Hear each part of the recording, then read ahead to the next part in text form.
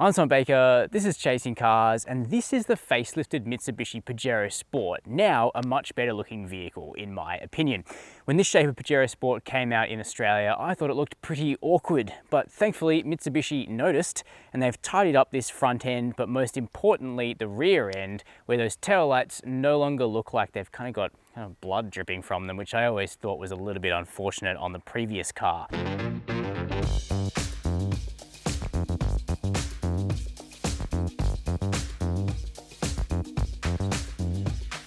Now we can't see the front end all that well on this one because we have the genuine Mitsubishi bull bar fitted to this Exceed top spec example, but I think it comes off pretty well. I think it looks tougher than before and better, but design is subjective, so you'll have to let me know down below. What's most important about the Pajero Sport though is that it's one of the cheapest vehicles in its segment, and it is not bad on the road, as we'll find out shortly. This Exceed is actually under 60 grand drive away, 7-year warranty, 3 years free servicing, so it's pretty hard to argue with an offer like that. But in today's video, we will be arguing with it. We'll be sussing out whether or not you do get good value for money or whether you're better off spending more on a different vehicle.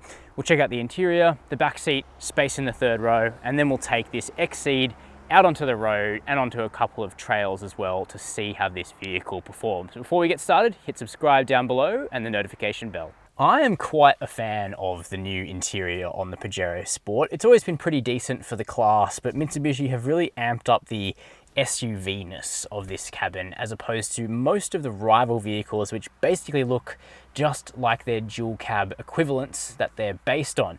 You jump into a Fortuner, it looks like a Hilux. You jump into an Everest, it looks like a Ranger, and hey, that's a choice. But here in the Pajero Sport, it's its own interior design, and you can let me know down below whether you like it better or worse than the Triton, for example. But there's no denying it's actually quite a comfortable place to spend time. It isn't going to be for everybody. It's quite hemmed in here in the pedal box and here next to the center console. So if you have a large frame, you might not fit as well. But for myself, it works really, really well.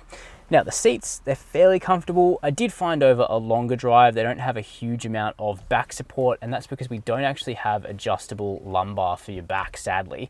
But everything else about them is pretty good, and you can get yourself into a remarkably car-like driving position. The Exceed also has 2-stage seat heaters for the front seats. The other big change to the Exceed model over the GLS that you're going to notice is the digital cockpit. Now, it's not the world's most useful digital cockpit. You can't put a map there, for example. It's just kind of a replication of what analog dials would be anyway, which I've always found a slightly strange way to use a digital screen that gives you so many possibilities. But, you know, it is kind of cool to look at. And this central touchscreen is also good. Now, note that the Exceed is the only grade to get integrated navigation. It's running on the TomTom back end, so the maps are actually pretty good. And you also have DAB, radio, Bluetooth that sounds all right, and wired Apple CarPlay and Android Auto. But it's really the material quality that will shock. Like, we have soft touch faux leather down here where your legs rest, not something you normally find in this class. The steering wheel is also pretty nice, and it has metallic style paddle shifters behind it. The shifter feels pretty good in hand. You know, it doesn't feel like a budget option, which is what it kind of is in this segment. And so I think it's an effort pretty well made, actually. Here in the back seat of the Pajero Sport, it's a pretty roomy affair. You'll be able to get full-size adults back here without too much trouble at all. For reference, I'm 6 foot, and you can see my headroom is absolutely fine. No sunroof available in this vehicle. That does mean that you'll get a bit of extra headspace. And legroom behind my own driving position, pretty cavernous, several inches there, and also toe room is pretty much fine. Now the middle seat isn't too much of a perch. The floor does come up a little bit, but you could use it if you needed to. And back here we do have quite a few amenities. We have air vents smartly located up here in the roof, which will keep you cool on a hot day. We've got a household power point down here, always a really, really nifty feature, and also 2 powered USB ports, plus, gee, that came down with no damping, a center armrest with flip out cup holders. So on the whole, it's pretty relaxing and pretty comfy here in the second row. Now, as I mentioned, you can option most of the Pajero Sport models with 7 seats, or the Exceed has that feature as standard. It does fit adults. Obviously, you wouldn't want to be back there if you were an adult or a big kid for too long, but it's great to have that flexibility. Moving around here to the back of the Pajero Sport, we can see what Mitsubishi have tried to do to soften the aesthetic of this vehicle. Mainly, that's involved chopping off the bottom of the tail lights a little bit lower so they look a bit tidier. I still wouldn't call it beautiful, not the best looking car in the segment, but I think I can deal with it. On the Exceed here, and also on the lower spec GLS, we do get a powered tailgate, which helps if you've got your hands full. Not the fastest in the world, but it's fine. And it opens up to reveal a pretty flexible boot. Now, the Exceed only comes as a 7-seater. The other models you can choose either 5 or 7. If you go for 7, obviously you have the great flexibility of a third row. I think a lot of people want that. If you go for the 5-seater, you do get a little bit of extra boot space. Here on the 7, we do have a sort of slightly higher height of the boot floor, so you'll need to lift stuff up a bit more, but it's no biggie. Underneath that, we have a bit of incidental storage and also a full-size spare on this vehicle, which I think is what you want in this class, and you know, every vehicle does have that, but it's always good to know, and that's mounted underneath. This one's also got the genuine tow bar set up there. This vehicle can tow 3,100 kilos, 310 kilo weight on the tow ball there. And even if you are at that 3,100 kilo towing limit, you still have a decent payload inside, and we'll chuck that up on screen here.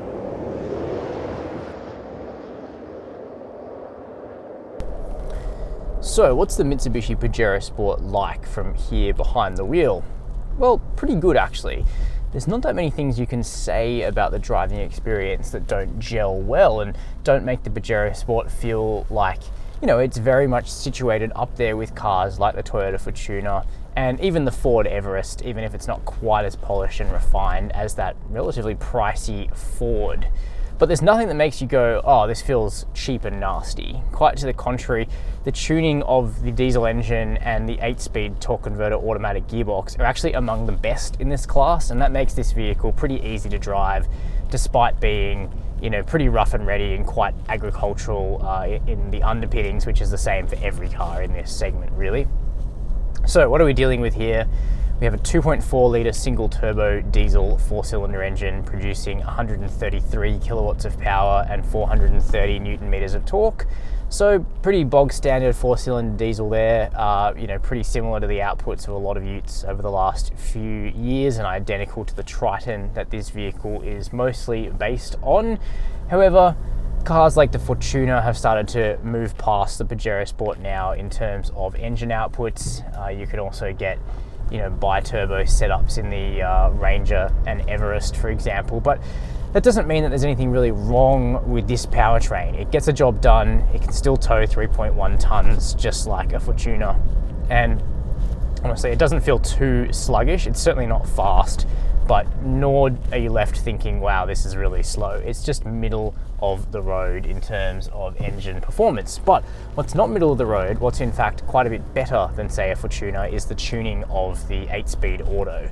It's really good. The Triton doesn't get the 8-speed, so it's one area that the Pajero Sport is actually superior. And it's just very slick, you know, it keeps the engine in the right gear at the right time. It engine brakes quite decisively, so going down a long hill, you don't need to be working the brakes quite so much. The transmission is doing a fair bit of the work for you there. You do have these paddle shifters behind the wheel, but in a vehicle like this, I don't really think you'll ever be driving it in a sporty fashion. But of course, if you're towing, it is nice to be able to take over from right here on the column. Also, ride and handling is pretty good in the Pajero Sport. The urban ride is very good for the segment. It's really compliant around town. Lumps and bumps don't send shudders through the cabin, which is pretty common in a body-on-frame vehicle. The Mitsubishi is really well insulated.